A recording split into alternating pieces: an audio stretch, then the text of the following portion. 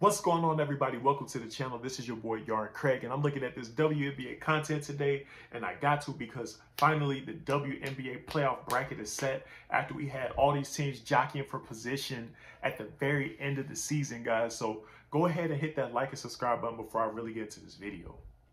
So the WNBA season just ended yesterday. Couple things just really jumped out from that last day. Sylvia Fowles retiring. The OG balled out this season. She got hurt. She came back. She dunked in the All-Star game. She became the all-time leader in WNBA for rebounds. I mean, she almost...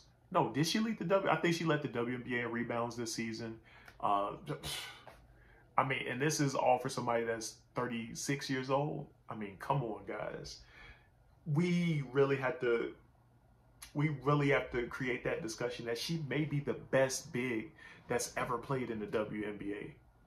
We might have to put that title on her because even to this day, even just with her, you know, retiring, going out, and this is season, 14 or 15 for her, man, I'm not sure there's a better traditional big that's in the WNBA. Most of the other bigs, you know, they kind of got a little bit of a, you know, they got some guard to them. They got some handle to them. But Sylvia Fowles is just a straight up big, just a straight up center.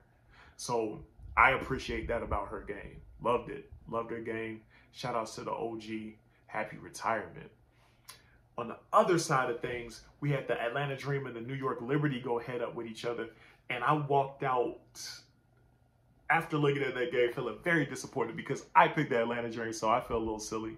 But the New York Liberty more than deserved to win that game just because they executed down the stretch where the Atlanta Dream absolutely, completely folded down the stretch.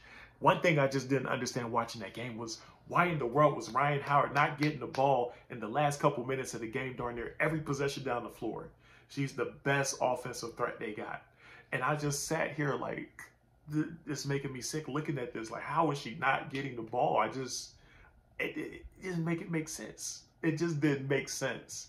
But enough of that soapbox. Anyway, the playoff bracket is set. The New York Liberty and Atlanta Dream were fighting for playoff position. The New York Liberty ended up getting in, you know, that win really propelling them into that spot over the Atlanta Dream. So shout out to the Liberty for pulling it out. So now let's look at these playoff brackets. So the number 1 seed Las Vegas Aces are playing the number 8 seed Phoenix Mercury. The number 2 seed Chicago Sky are playing the number 7 seed New York Liberty. The number 3 seed Connecticut Sun is playing the Dallas Wings. And the number 4 seed Seattle Storm is playing the Washington Mystics. So I think these playoffs are absolutely going to be fire. Like, I think there's one series that I don't think it's going to be anything pretty, but I think it's going to be brutal. I think it's going to be a beatdown. The Las Vegas Aces and the Phoenix Mercury. I respect the Mercury's fight. Diana Taurasi's been injured and down. Skylar Diggins is not with the team for personal reasons. Who knows if she's even going to be back with the Mercury again. From what I've read, she's not even receiving money from her contract right now. So that definitely means that the Mercury and Skylar Diggins are having a mercurial situation going on right now. And then the Tina Charles divorce, the Brittany Griner situation is somehow they still scratched and clawed their way into these playoffs. And yep, congratulations to them. A beatdown is coming. The second series, Chicago Sky versus the New York Liberty. I think that's going to be an interesting series because the New York Liberty showed me they're not a team you can sleep on, especially now with Sabrina Ionescu at that point. And Natasha Cloud is as tough as they come in the WNBA. The Chicago Sky are definitely the better team, but they're going to have their hands full against Sabrina Ionescu, Natasha Cloud, their old starting center for the championship team, Stephanie Dolson. I think it's going to be a really, really fun matchup. Then we got the Connecticut Sun and the Dallas Wings. I'm not going to lie to you guys. I slept on Dallas. I didn't think they were going to break 500. I didn't think they were going to get to 500, but they pulled it off. On top of that, with Arike Agumwale hurt. So it's like, I'm shocked. I'm shocked. They're a little bit better than I thought they were. But I definitely think they need Arike Agumwale to win this series.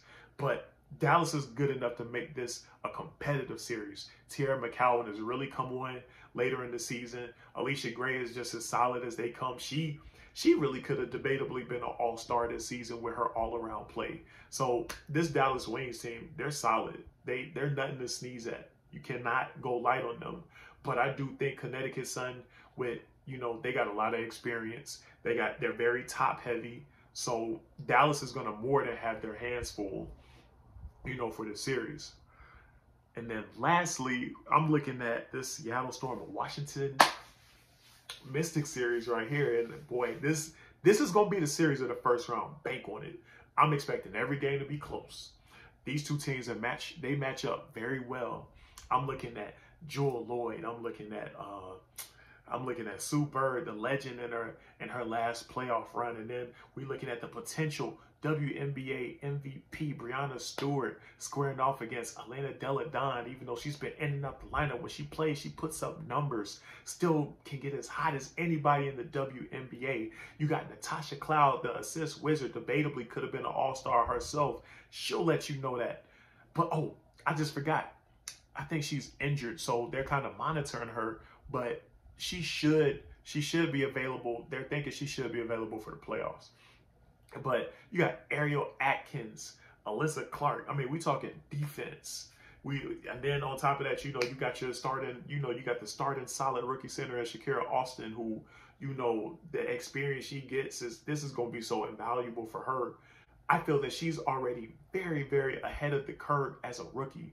So I think these two teams, and then Team the Charles is on Seattle too. Come on. That series has everything that you could possibly ask for. I think they're very evenly matched.